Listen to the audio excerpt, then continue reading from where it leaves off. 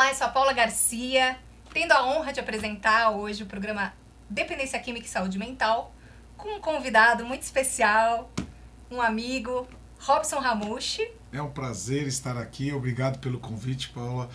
É muito importante a gente poder falar sobre dependência, não só dependência química, mas todas as dependências, a saúde mental que vem algo sendo claramente divulgado e agora interpretado da maneira correta, porque antes ninguém olhava com tanto respeito a isso, e muito obrigado pelo convite. Eu que agradeço, uma honra ter você aqui.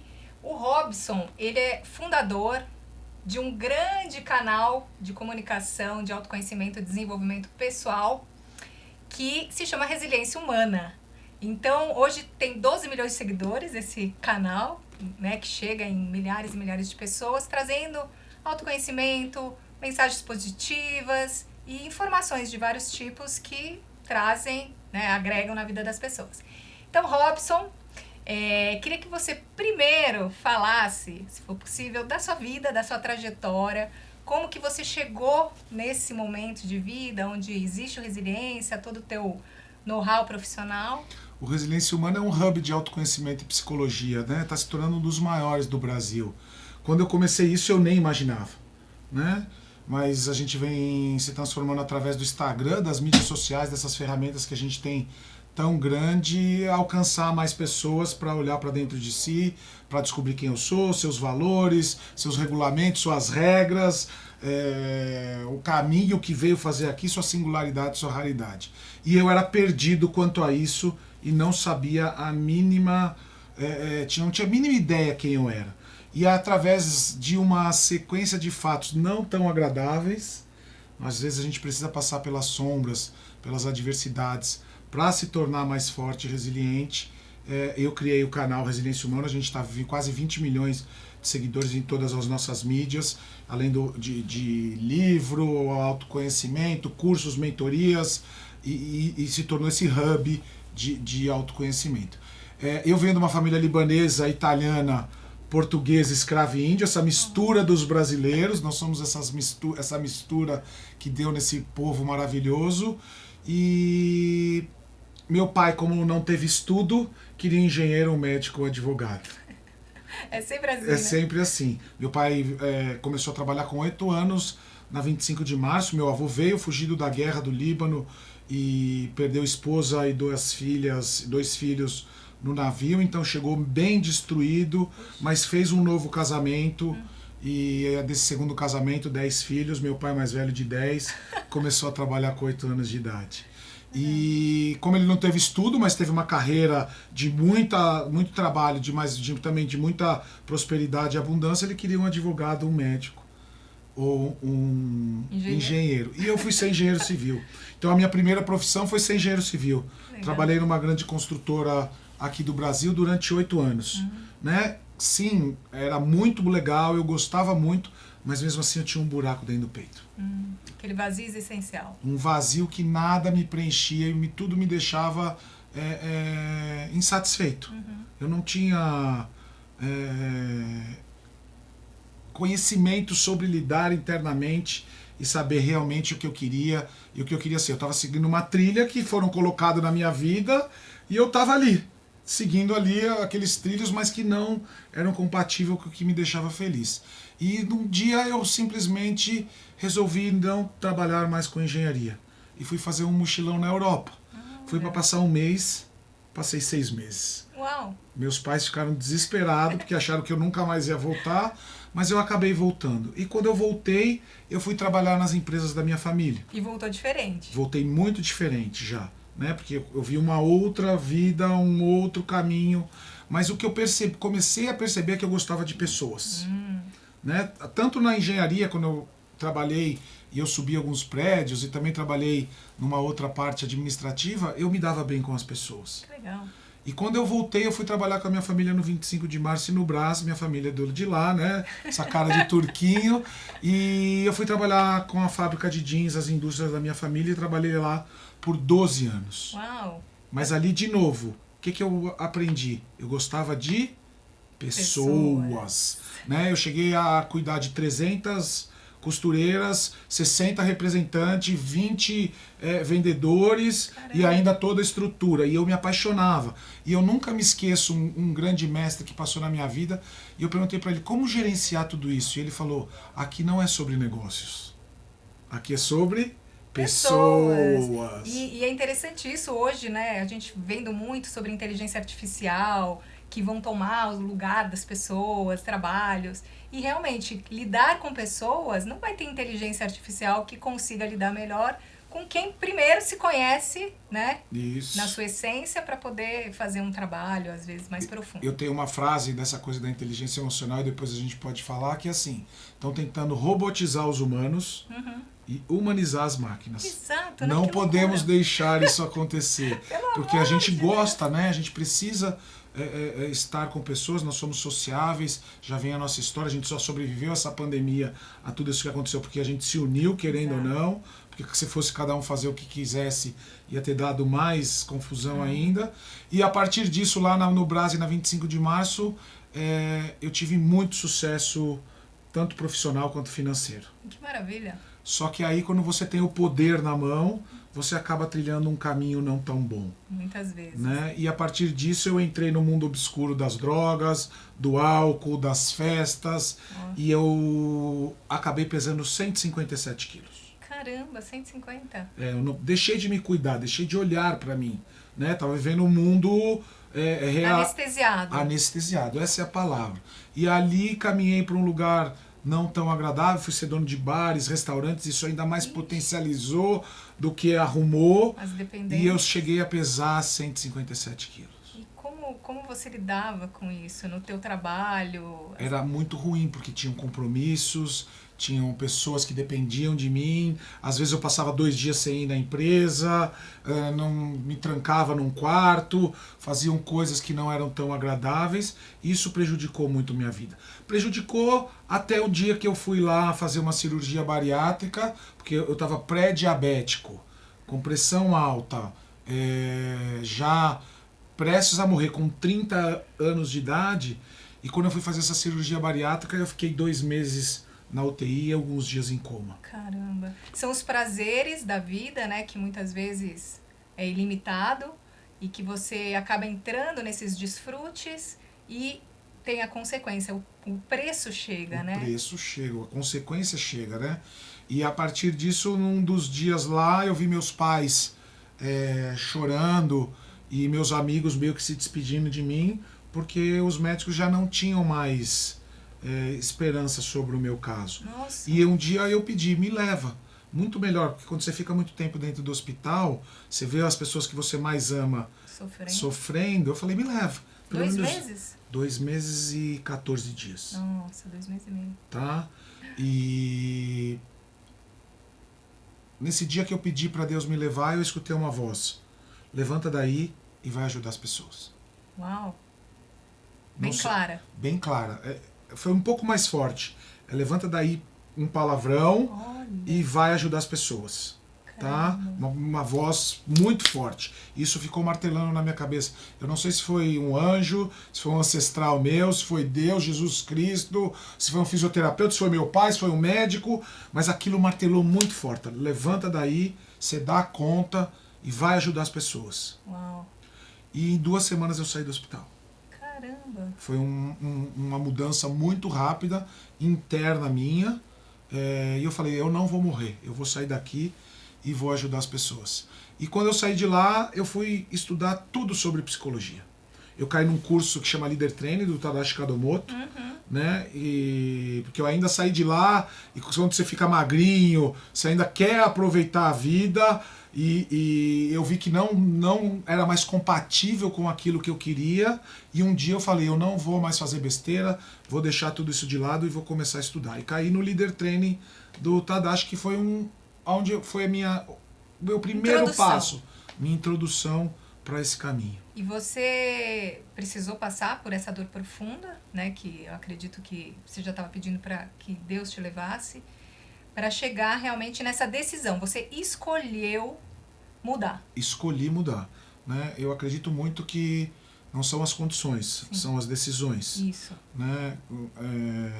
Você decide ser feliz. Exato. Você decide mudar de caminho. Você decide ser rico. Ser saudável. Você decide. E a partir dessa decisão, você pode mudar. Eu faço nas minhas mentorias muitos atendimentos em casal e de empresas, né? E a gente coloca as pessoas e fala: você topa seguir esse caminho? Você topa seguir esse caminho? Você topa? Quando um fala não, aquela história já não vai dar certo. Não dá certo. A decisão vem antes da condição.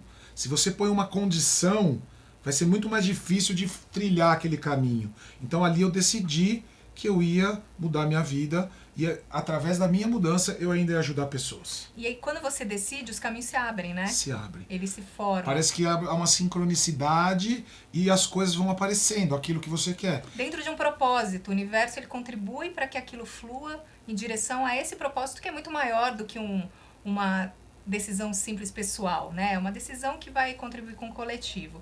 E aproveitando, você falou de mentorias, então quem é o Robson depois da engenharia? Depois da engenharia eu fui fazer programação neurolinguística, eu me juntei ao Tadashi, fiz um curso de expansão de consciência que demora 2 anos, fui fazer a pós-graduação em psicologia transpessoal, fui fazer a Associação Brasileira de Traumas, Renascimento, Rebirthing, experiência somática, me formei em todos os cursos de PNL, fui me formar com o Tony Robbins nos Estados Unidos, fiz algumas formações também na Índia, nessa questão mais da espiritualidade, e eu não paro de estudar. Fora tem outras ainda as formações que eu fui fazendo, mas eu segui a psicologia transpessoal, que é uma psicologia que une espírito, mental, emocional, físico. Né? A quarta força da psicologia, onde traz o espiritual, essa coisa da conexão ainda maior dos seres para dentro de si. E a partir disso eu comecei a colocar isso com os meus funcionários, com os meus clientes, com as pessoas, e de repente do nada,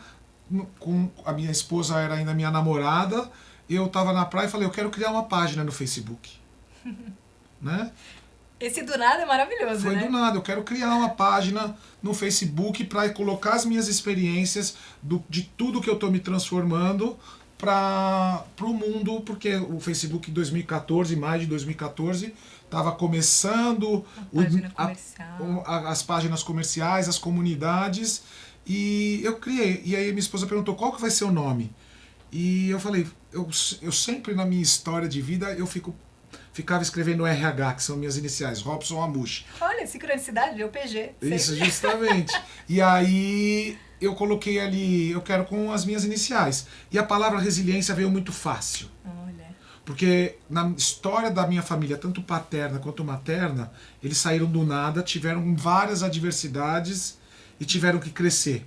Né? Meu avô podia ter desistido da vida, meu pai não precisava ter feito o que fez, mas o que eles foram resilientes para reconstruir toda a sua vida perante grandes adversidades e seguir. Legal. Então a resiliência veio fácil, tá? E o humana não vinha. Até que minha esposa foi dar um mergulho no mar, se conectou com a natureza. Quando ela voltou, ela falou resiliência humana. Uau. E ali nasceu resiliência humana. E a partir dali eu comecei a colocar tudo que eu aprendia nos cursos, eu era trainer junto com o Tadashi, eu puxava o microfone, eu era terapeuta e fazia atendimentos, já tanto em grupo quanto presencial, e comecei a colocar esse conteúdo dentro do Resiliência Humana. Que demais, né? E isso foi crescendo organicamente muito rápido. Uau. Porque isso foi em maio de 2014, a gente também estava passando ali por momentos difíceis, todo mundo já começando a querer olhar para essa coisa da saúde mental, sim. Né? Que durante muito tempo para mim, e eu tenho certeza que muitas pessoas que estão nos escutando aqui já teve esse pensamento: terapia para louco, para que eu vou olhar para esse treinamento, para que eu vou mexer com isso? E não é bem assim, nós temos que olhar sim para dentro de nós mesmos. Principalmente de forma preventiva, né? Normalmente quando as pessoas chegam nesse lugar da procura, da busca, é quando já está numa dor insuportável. Eu venho batendo muito nessa tecla. Você não precisa passar pela dor. Se antecipe. Vem lá um casal procurar a terapia de casal quando está brigando. Quando já está, e é muito mais difícil de você corrigir aquele percurso quando já está tudo destruído. Exato. A gente preservar e continuar isso, um antes é muito melhor. Muito mais né? fácil. Então muitas pessoas estão buscando já terapia, entendendo que elas precisam melhorar sim para não chegar num burnout, numa depressão. Né? Existe um dado da Organização Mundial da Saúde que o pós-trauma é muito maior que o próprio trauma. Eu sou formado por experiência somática, Associação Brasileira de Traumas, e eles falam uma coisa assim: o pós-trauma é maior que o trauma. E a Organização Mundial da Saúde está dizendo que em 16 até 17 anos vão surgir 6 novas doenças psicológicas. Caramba. Então sim, nós temos que olhar para isso e começar a se preservar. E a partir disso nasceu a Resiliência Humana. Nasceu as vivências, as terapias, as mentorias, os livros, né, que eu comecei a colocar para fora, porque eu estive do lado de grandes mentores que me levaram a alcançar um caminho muito mais rápido. E o que é bom, o que funciona, tem que ser compartilhado, né? A gente constrói dentro e transborda isso para o mundo, como uma missão, né? Um propósito. E foi isso que aconteceu. Se você for ver e entrar em um dos canais do Resiliência Humana, você vai ver que é conteúdo, compartilhamento de informações confiáveis, né? Todos os especialistas que estão dentro do Resiliência Humana hoje, ninguém é um aventureiro que está ali querendo simplesmente olhar para o dinheiro. A gente não está olhando para o dinheiro, a gente está olhando sim, vamos contribuir para a vida das pessoas, para que o mundo seja mais leve, essa é a minha missão, mais abundante, mais tranquilo, para você poder seguir o seu caminho na sua singularidade e ter equilíbrio nas suas relações. E a partir disso foi o que a gente vem trilhando dentro do Resiliência Humana. Hoje a gente está aí com quase 60 colaboradores diretos e muitos outros indiretos, e fazendo palestras, mentorias, atendimentos individuais, trazendo conteúdo para a transformação das pessoas. Virou uma grande plataforma de desenvolvimento pessoal, autoconhecimento. De resiliência. E de resiliência, que tá ligada a esses dois assuntos, né, tão pautados. Né, resiliência é justamente isso, a gente ter uma diversidade, ter um problema, um desafio, vamos dizer assim, não saber às vezes como seguir o caminho, mas buscar aprendizagem constante, relacionamentos confiáveis, palavras de afirmação e métodos que te levem a superar isso e você ainda saia muito melhor lá na frente. Eu estava, antes de estar aqui com vocês, numa reunião com uma grande empresa multinacional querendo fazer um trabalho com os seus colaboradores para eles estarem internamente bem, para poderem no trabalho estar por inteiro. Porque se eu estou lá devendo meu boleto, se eu estou bem mal com a minha esposa, se eu não estou tratando bem meu filho, não estou tendo tempo para cuidar da minha saúde física, como é que eu vou estar dentro de uma empresa? É entregar muito mal, né, também. Isso. E agora, graças... É até ruim falar assim, o que a gente passou, as pessoas começaram a entender que é preciso olhar sim para a sua saúde mental. Existe um outro dado da Organização Mundial da Saúde, que pela primeira vez na história, a preocupação mental passou à frente da física. Nossa. Porque antes nossas preocupações eram, vou morrer, vou ficar doente, ai, meu estômago, meu joelho. Não, agora como vai ficar minha cabeça? Como está meu coração? Eu estou sabendo, estou alinhado meus pensamentos, o meu sentir, os meus valores, as minhas regras com aquilo que eu estou fazendo. Então a saúde mental pela primeira vez passou à frente da preocupação mundial do que a saúde física. Então olha a grandiosidade do que vocês estão fazendo aqui e desse movimento que a gente tem que se unir para poder fazer o mundo ser mais leve. Leve, saudável. Isso é maravilhoso, porque quando chega num problema físico, né, na saúde física, já passou pelos outros corpos, né, que a gente chama. Então tem o corpo emocional, mental, e uma doença não começa no corpo.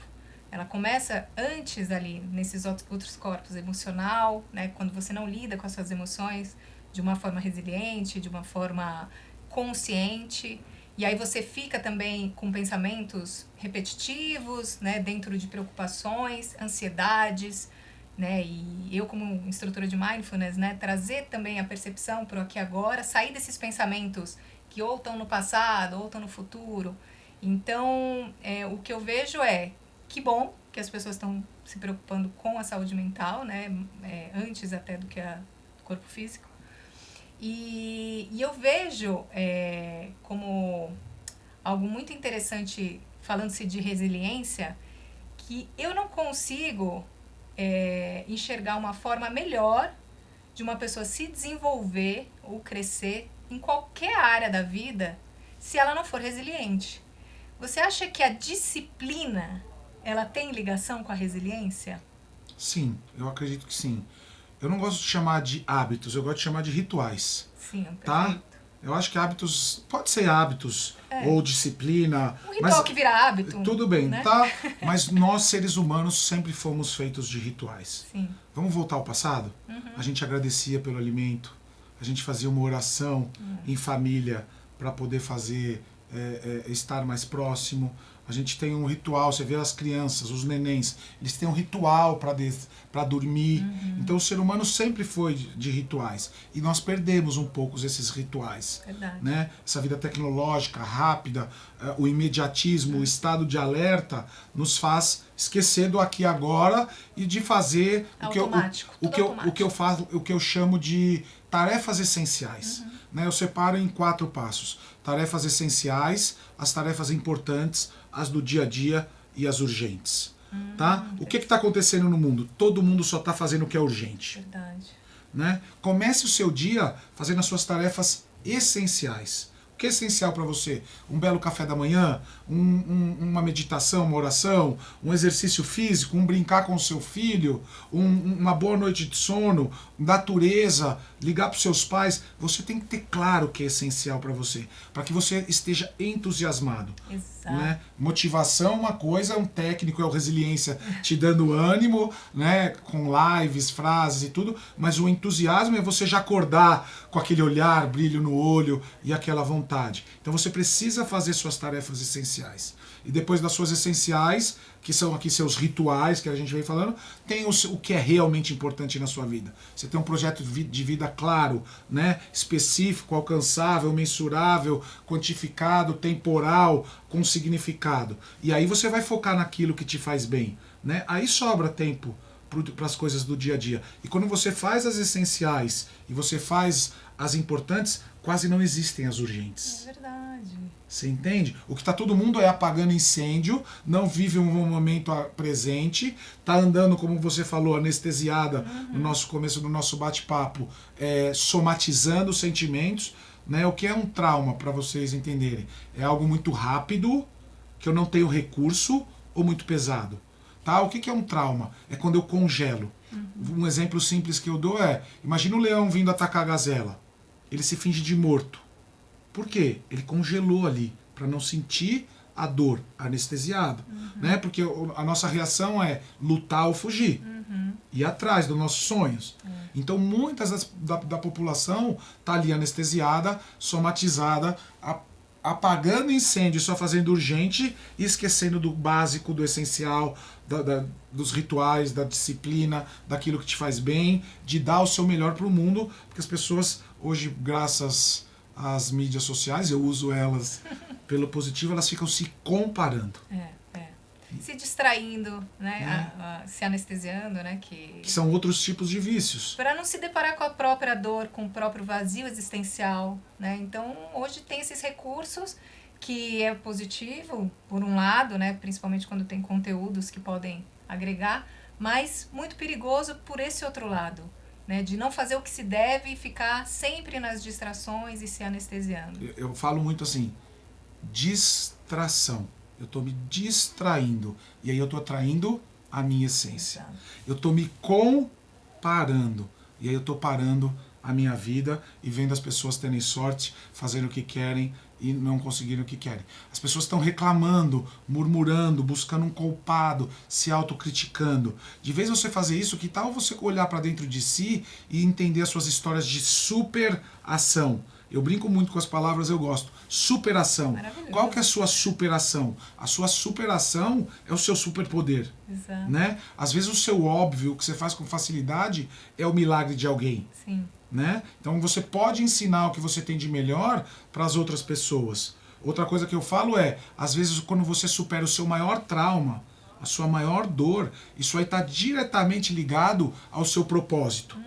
Né? Qual que foi minha dor? Ter ali e não saber o que me fazia bem e o que eu gostava, e simplesmente não sabia lidar, fui saber lidar com isso, e hoje eu ensino as pessoas. Exatamente. Então, qual que é seu trauma? Qual que é seu óbvio? O que você precisa entregar? Onde você está perdendo tempo? O que você está somatizando? Quais os rituais que você está abandonando? Não, perfeito, né? De ritual, eu acabo fazendo bem a lição, né? Meu ritual matinal tem 2 horas. Então eu acordo bem cedinho e eu criei isso porque eu percebi, preciso da resiliência para ter a disciplina, porque acordar muitas vezes, né, com temperatura 10 graus, com aquele cobertor quentinho, gostosinho, é você colocar na cabeça que não tem negociação, que é o essencial, né, que você Essencial. disse. Então, o essencial para mim é começar um dia já com um tom de entusiasmo, de energia, para conseguir fazer depois o segundo que é O importante. o importante, que está ligado à minha missão de alma. É isso aí. Ao que realmente importa para você. O que eu quero traçar, né? O que me motiva, o que faz eu sair da cama para me expressar ou colocar o meu propósito, uma missão no mundo, né? Então, eu vejo isso, né? A disciplina, hoje ela me norteia. É isso aí. Porque eu não dou uma opção. Tem coisas que o essencial para mim é inegociável. É isso aí. E é isso aí.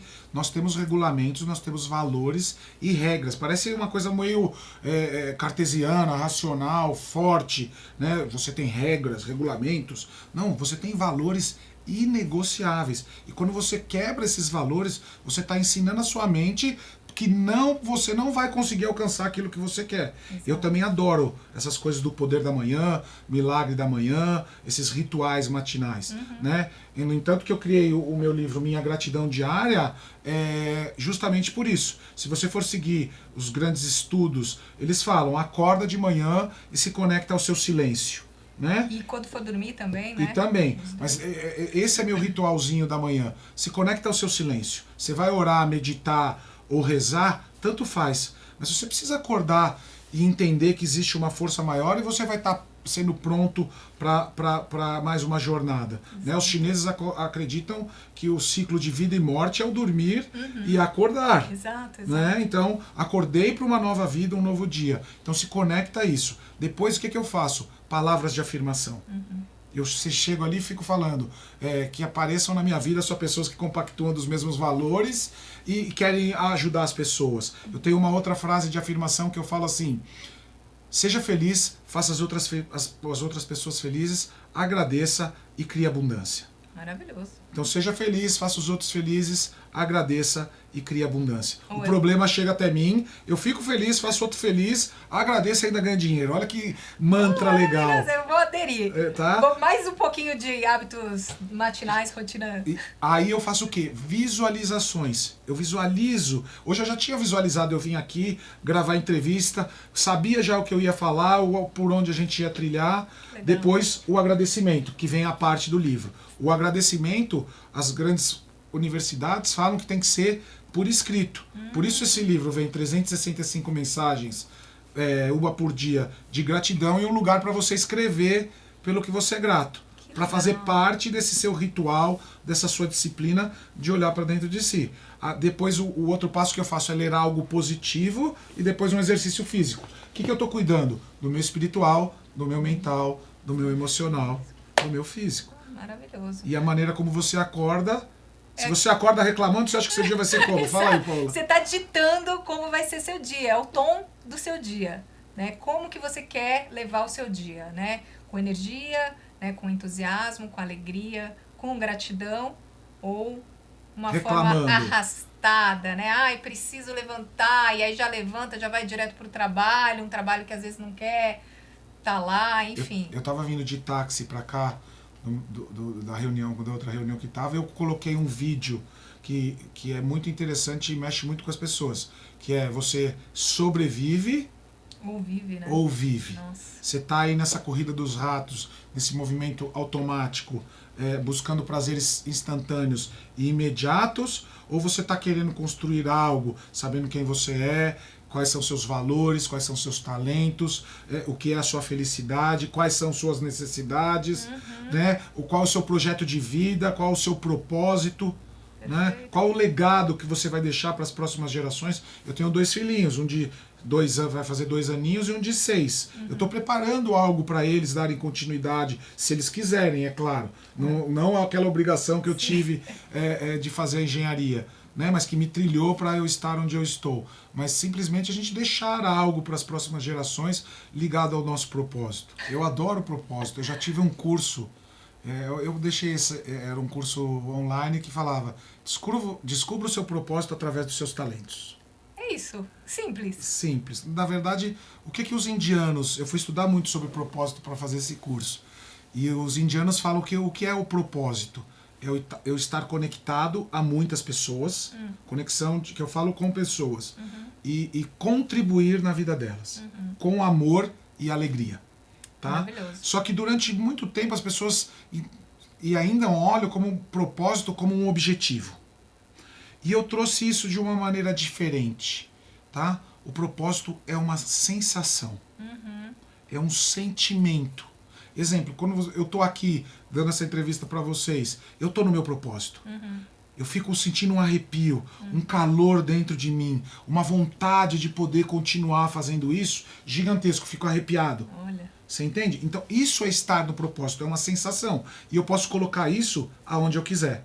Né? Existe uma pirâmide que eu gosto de brincar, que é, imagina uma pirâmide aqui, o ser, o fazer e o ter. Muitas pessoas estão com essa pirâmide ao contrário. Elas estão querendo ter, para depois fazer, para depois descobrir quem são. É verdade. E o propósito, você tem que saber quem você é realmente. E essa é a pergunta que eu deixo para vocês. É uma pergunta difícil. Hoje eu estava fazendo uma apresentação de um trabalho que eu vou fazer dentro dessa empresa e eu perguntei para todo mundo, quem saberia responder quem é você? Tinham 8 pessoas nessa reunião. Uma levantou uma mãozinha assim, meio de lado, assim, né? E eu falei, como seria bom você poder se apresentar falando quem você realmente é e ter claridade. E um desses pilares é saber naquilo que você é bom. Você é diferente de... Nós somos diferentes, que é diferente de quem está assistindo. Cada um simplesmente tem algo de especial. Né? Eu sou formado em coach pelo Instituto Gallup de Pesquisas dos Estados Unidos, que teve um bom trabalho aqui no Brasil, agora está presente também aqui para fazer esse trabalho dentro do Brasil, que fala assim, se você foca no que você tem de melhor, nos seus talentos, tá? Eles fizeram uma lista de 34 talentos, você produz até 18% mais, se você for muito a fundo, até 20%, 25%. Legal. Então quando você está olhando para o que você tem de melhor e entrega isso para o mundo, você se atrasa menos, você quer mudar de emprego mais demorado, você quer estar mais perto das pessoas porque você sabe quem que você é e para de se comparar. Então focar no que você tem de melhor é muito mais importante do que você focar no que você tem de pior. Então você saber quem você é, saber os seus talentos, seus regulamentos, suas regras, como a gente já falou, saber como você funciona, faz você chegar mais rápido a essa coisa do propósito, de se conectar e contribuir com o que você tem de melhor. E muitas pessoas acham que é um objetivo, é um carro, é uma casa, é algo, meu propósito. Não, é estar nesse flow da vida de fazer a coisa acontecer. Eu costumo falar para as pessoas que uma forma boa de encontrar o propósito é lembrar o que fazia quando era criança, que vibrava, que fazia bem, né? Qual que era a sua brincadeira preferida, né? Então eu lembro que quando eu era criança eu gostava de brincar de lojinha, né? Eu montava, eu digo que eu sou empreendedora desde cedo, então eu fazia, aqui se chama sucolé, né? Lá em Manaus, onde eu morava, era din-din, chamava. Então eu comia metade e vendia metade, né? Aí fazia o dinheirinho para comprar e recomprar e fui trabalhar com vendas. É uma coisa que eu tive muito prazer em fazer durante muito tempo e sou muito grata, honro muito esse trabalho. E também ainda vende, né? Vende processos terapêuticos, vende meditações, vender, olhar para dentro de marketing si. Pessoal. É isso. E eu gostava muito também de tudo ligado à arte. Então, eu cantava a beça, pedia disco de karaokê, né? Acabei virando também cantora, uma coisa que eu adoro fazer e hoje eu trago um propósito para isso, que é a devoção, o bhakti, né? Cantar para elevar a vibração e tá sempre fazendo teatro ou me expressando de alguma forma, né? Tá na frente dos grupos falando e é algo que eu também tenho resgatado e tenho feito com muita... alegria e entusiasmo. Eu digo que quando você está nesse sentimento da alegria e do entusiasmo, é quando você está mais próximo ao seu propósito. É você fazer qualquer que seja a atividade com esse ar de estou fazendo por amor, estou fazendo com alegria, seja lá o que for, seja contribuir com a pessoa que às vezes está do teu lado numa fila e você poder dar um sorriso para ela, você fazer algo com esse estado de espírito, né? No meu processo, eu tenho um processo, um outro curso, que é Desperte Seu Poder, Desperte Você Dentro de Si Mesmo, e uma das perguntas que tem é: quais eram seus sonhos de criança? Ah, então. O meu sonho de criança era palestrar, tá de terno, no entanto que eu fui o paraninfo que falei, agradeci na turma, na faculdade também, então eu gostava sempre de falar. Que legal. Né? Então a gente traz dentro dos nossos sonhos de criança, sim, uma ligação direta com essa coisa do propósito do que a gente veio fazer aqui. E aquela coisa que eu falei que eu tinha um buraco dentro do peito, é porque eu não sabia o que eu tinha vindo fazer aqui. Eu lembro um dia que eu comprei um carro muito caro, o carro chegou e eu falei assim: nossa senhora, pra que eu comprei esse carro? Eu nem gosto de carro esportivo, né? Eu sempre tive carros Jeep, eu gosto muito de fazer trilha, por quê? Eu estava fora do quem eu sou. E quando eu estou fora de quem eu sou, fora desse vazio, aí sim eu fico buscando dependências. Exato, certo? que é o lugar de estar anestesiado. Né? De estar anestesiado, de ali buscar um prazer instantâneo para liberar oxitocina, serotonina, as azinas da vida, e ali eu fico buscando no externo algo que nunca vou encontrar, porque realmente está aqui dentro. Então eu pergunto sempre nas minhas mentorias: quais são os seus sonhos de infância? Quais são os seus sonhos atuais? Quais são suas singularidades? Qual é a sua raridade? Todos nós temos algo único. Né? Essa metodologia da Gallup, ela fala que a sua sequência de talentos, de pontos fortes, é 1 em 33 milhões de pessoas. Que legal. Isso, imagina né? que você é 1 em 33 milhões de pessoas. Quando você vai encontrar outra pessoa assim? Muito raramente. Se for, se é um sortudo, vai jogar na Mega Sena, que você vai achar. Você não vai achar outra pessoa igual a você. E o que você tem dentro de você é o que está diretamente ligado ao seu propósito. É o seu óbvio, é o que você precisa entregar, é o que você precisa fazer. Tem uma música do Danny Black, que é um grande amigo, né, um cantor talentosíssimo, que fala: cada um é um todo, um é uma peça do quebra-cabeça.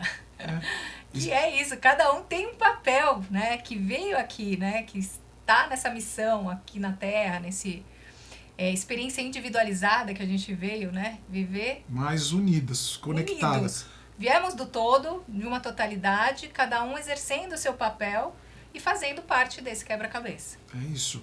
Eu falo, vai buscar na história, né? Na época das cavernas. A gente não tinha garras afiadas, não corria tão bem, não tinha dentes presas para pegar os animais, mas nos unimos e a partir disso a gente conseguiu sobreviver.